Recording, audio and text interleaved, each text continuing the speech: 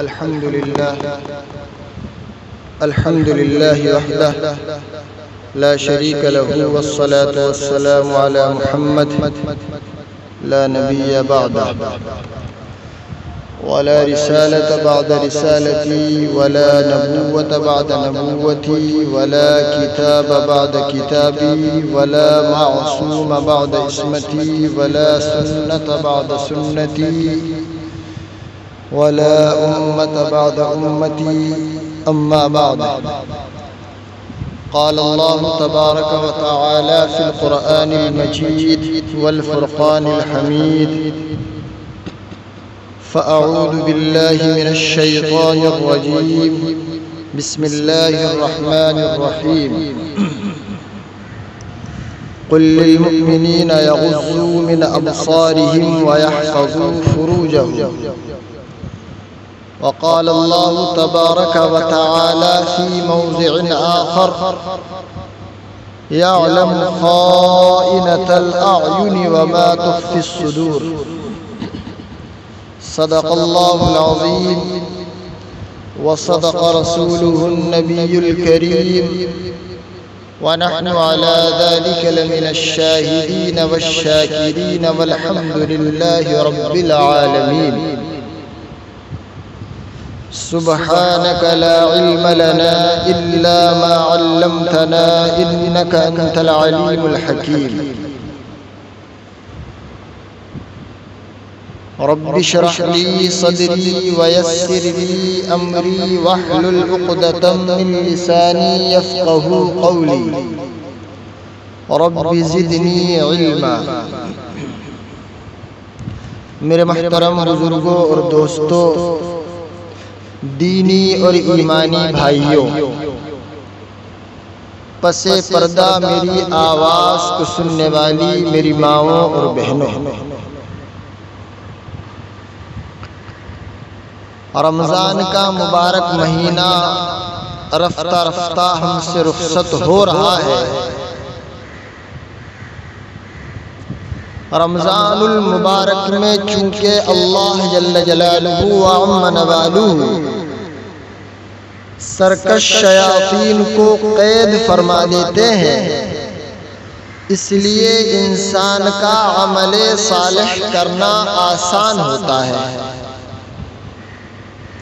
روزے رکھنا آسان ہے، لمبی لمبی نمازیں پڑھنا آسان ہے، قرآن کی تلاوتیں کرنا آسان ہے، تراویح پڑھنا آسان ہے، اور جو بھی اللہ کی عبادتیں ہیں وہ ساری کی ساری جس انداز سے انسان کرے وہ سب کا سب آسان ہے، اس لیے کہ سرکش شیاطین قید ہے۔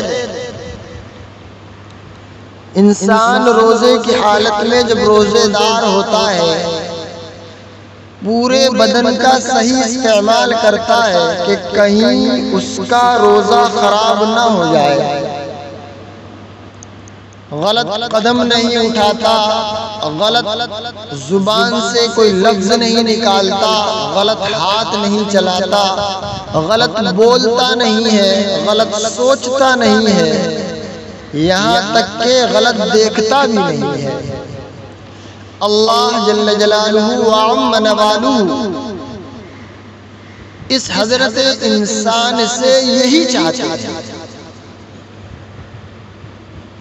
اور رمضان دینے کا مقصد بھی یہی ہے کہ ایک جمعے سے دوسرے جمعے تک، ایک رمضان سے دوسرے رمضان تک انسان جتنے بھی گناہ کرتا ہے یہ رمضان المبارک اس کے گناہوں کا کفارہ بن جاتا ہے، بشرطے کہ صحیح معنی میں رمضان کو گزارے، اور جب صحیح معنی میں گزارے گا تو کبھی بھی کہیں بھی کسی چیز کا غلط استعمال نہیں کرے۔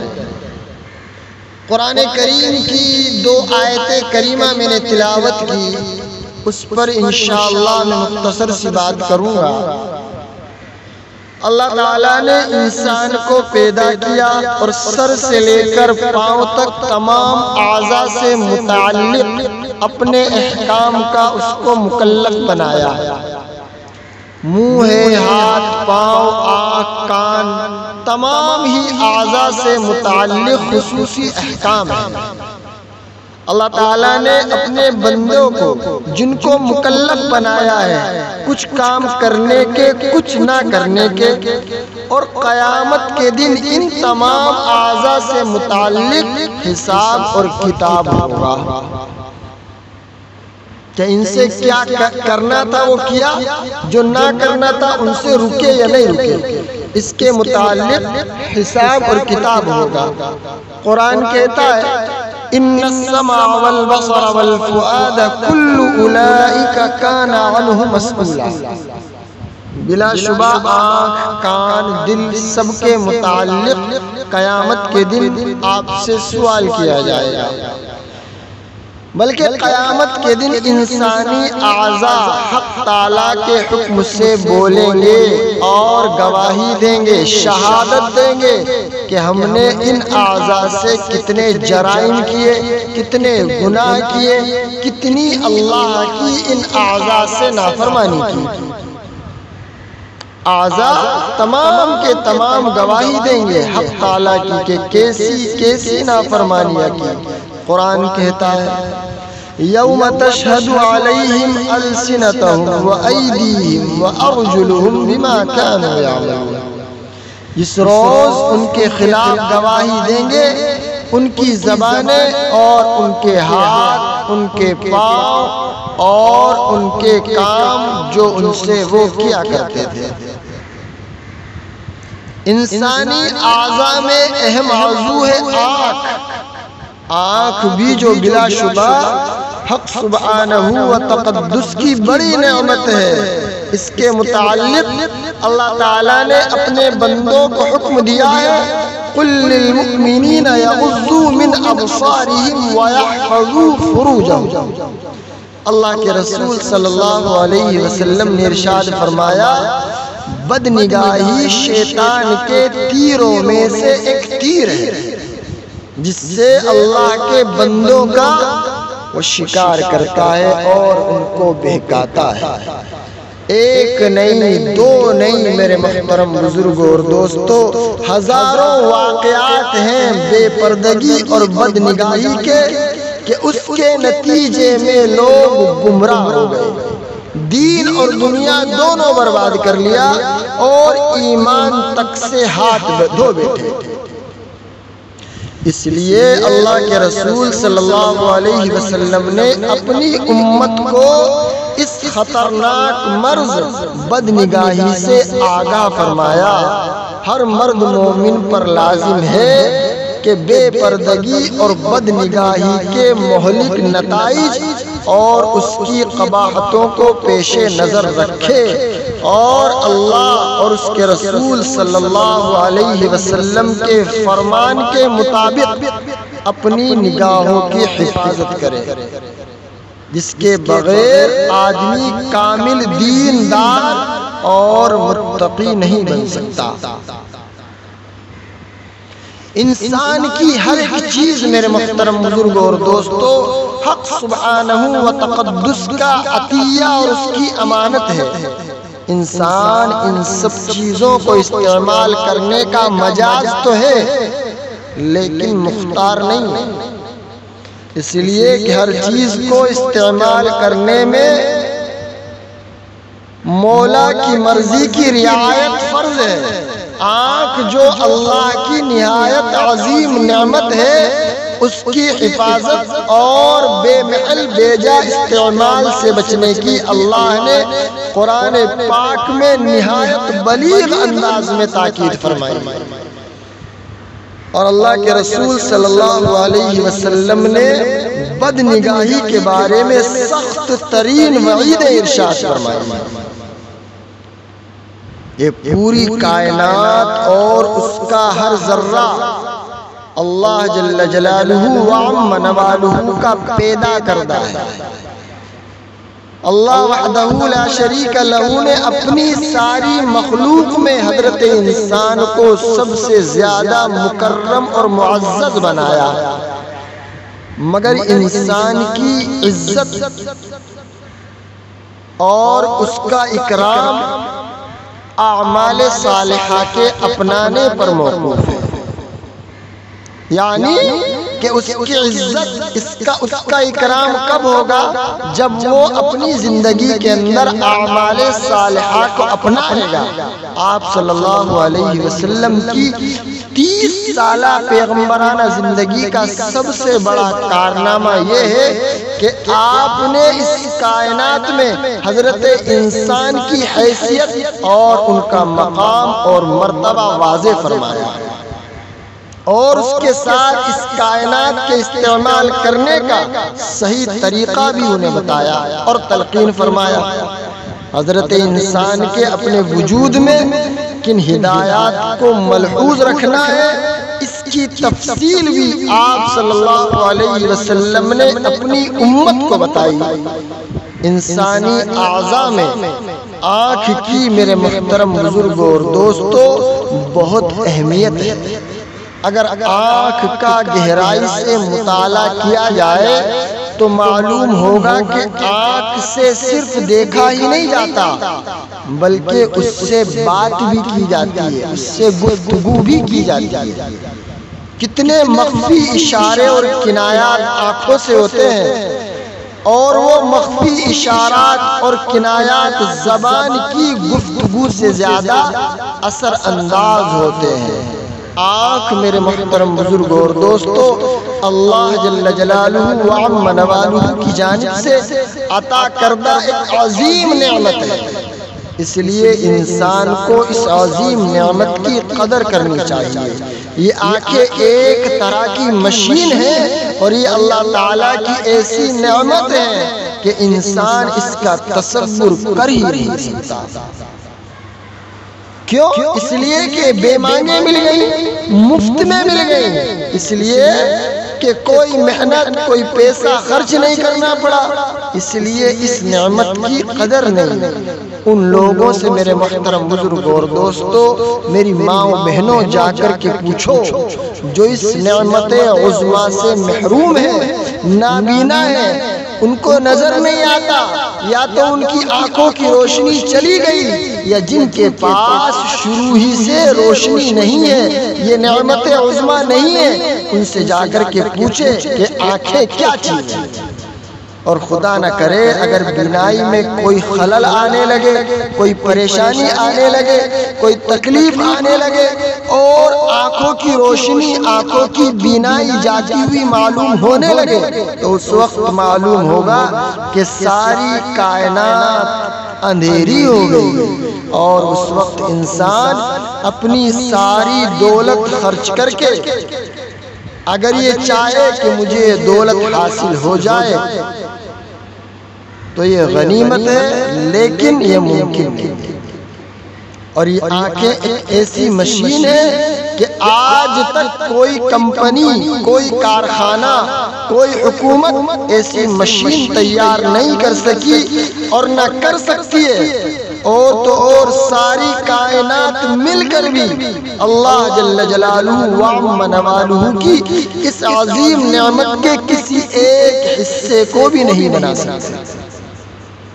میرے محترم بزرگوں اور دوستوں، جب آنکھ اللہ کی دی ہوئی اتنی عظیم نعمت ہے تو ہمیں آنکھ کا صحیح استعمال کرنا چاہیے۔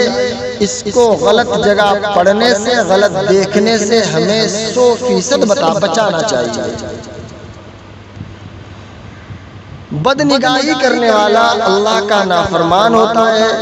اللہ کا ارشاد ہے، میں نے خطبے میں آیت کریمہ تلاوت کی، قُلْ لِلْمُؤْمِنِينَ يَغُضُّوا مِنْ أَبْصَارِهِمْ وَيَحْفَظُوا فُرُوجَهُمْ۔ آپ ایمان والوں سے کہہ دیجئے کہ اپنی آنکھوں کو، اپنی نگاہوں کو نیچی رکھیں، یعنی نامحرم عورتوں کو اور لڑکوں کو نہ دیکھیں۔ پس جو انسان بدنگاہی کر رہا ہے وہ حرام کا مرتکب ہو رہا ہے، لہذا بدنگاہی سے بچنے کے لیے یہ استحضار ہی کافی ہے کہ یہ جو ہم کام کر رہے ہیں یہ سراسر حرام کام ہے، یہ اللہ کی نافرمانی ہے۔ اور تو اور بدنگاہی کرنے والا اللہ کی امانت میں خیانت کرتا ہے۔ اللہ فرماتے ہیں یعلم خائنۃ الاعین وما تخفی الصدور، اللہ تعالیٰ آنکھوں کی خیانت اور دل کے رازوں سے باخبر ہے۔ لفظ خیانت کا نزول بتا رہا ہے کہ ہم اپنی آنکھوں کے مالک نہیں ہیں، بلکہ ان کا مالک تو اللہ جل جلالہ وعم نوالہ ہے۔ یہ اسی کی عطا ہے، اس نے ہم کو دی ہے، ہم مالک نہیں میرے محترم بزرگ اور دوستو، بلکہ ہم امین ہیں۔ ان کی حفاظت کرنا، ان کا صحیح استعمال کرنا، برا دیکھنے سے اپنے آپ کو بچانا، یہ ہم تمام کی ذمہ داری ہے۔ خودکشی کو بھی میرے محترم بزرگ اور دوستو اس لیے حرام قرار دیا گیا کہ ہم اپنے جسم کے مالک نہیں ہیں۔ اللہ نے بطور امانت ہم کو یہ جسم عطا فرمایا ہے، اور چونکہ یہ امانت ہے اس لیے مالک کی مرضی کے خلاف اس کو استعمال کرنا یا اس کو نقصان پہنچانا یا اس کو ختم کر دینا جائز ہے ہی نہیں۔ اگر ہم اپنے جسم اور جان کے مالک ہوتے تو ہر قسم کا اس کے اندر تصرف کرنے کا ہمیں حق حاصل ہوتا، کیونکہ مالک کو اپنے ملک میں ہر طرح کا کمی اور بیشی کرنے کا اختیار ہوتا ہے۔ اللہ تعالیٰ کا بندوں کو یہ اختیار نہ دینا اس بات کی دلیل ہے کہ یہ جسم ہمارے پاس اللہ کی امانت ہے، اور مالک کی امانت میں خیانت جرم عظیم ہے۔ لہذا میرے محترم بزرگ اور دوستو، جو شخص بدنگاہی کرتا ہے، نظر کا غلط استعمال کرتا ہے، وہ اللہ تعالیٰ کی دی ہوئی امانت بصریہ میں خیانت کرتا ہے، اور اللہ کی امانتوں میں خیانت کرنے والا اللہ کا دوست اور محبوب نہیں بن سکتا، جو بڑے خسارے کی بات ہے۔ حدیث پاک میں ہے میرے محترم بزرگ اور دوستو، اللہ لعنت برسائے دیکھنے والے پر اور دیکھنے کا موقع دینے والی پر۔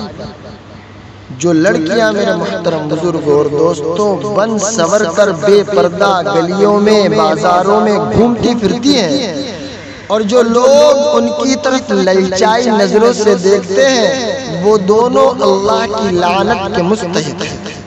یہ کتنا عظیم نقصان ہے کہ بدنگاہی کے ارتکاب کے دوران انسان اللہ تعالیٰ کی رحمت سے دور ہوتا ہے اور لعنتیں برسنے کا موجب بنتا ہے۔ بدنگاہی سے توبہ کرنے میں انسان کو دیر نہیں کرنی چاہیے، ایسا نہ ہو کہ ادھر موت آئے اور ادھر رحمتوں کے بجائے آپ پر لعنتیں برس رہی ہو۔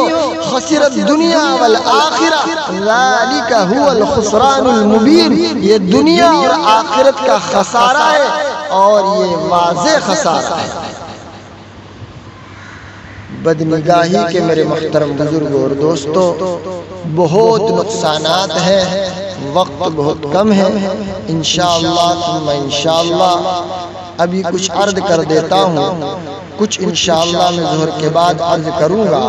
دعا کریں میرے محترم بزرگ اور دوستو، اللہ ہم تمام کو نظر کے غلط استعمال سے بچائے، نظر کا صحیح استعمال کرنے والا بنائے، بد نظری سے ہم سب کی حفاظت فرمائے، بد نظری سے ہونے والے نقصانات سے ہم سب کو بچائے۔ رمضان المبارک میں ہم نظر کا صحیح استعمال جس طرح کر رہے ہیں، اے بار الہ سارا سال ہم تمام کو اسی طرح نظر کا صحیح استعمال کرنے کی توفیق مرحمت فرمائے۔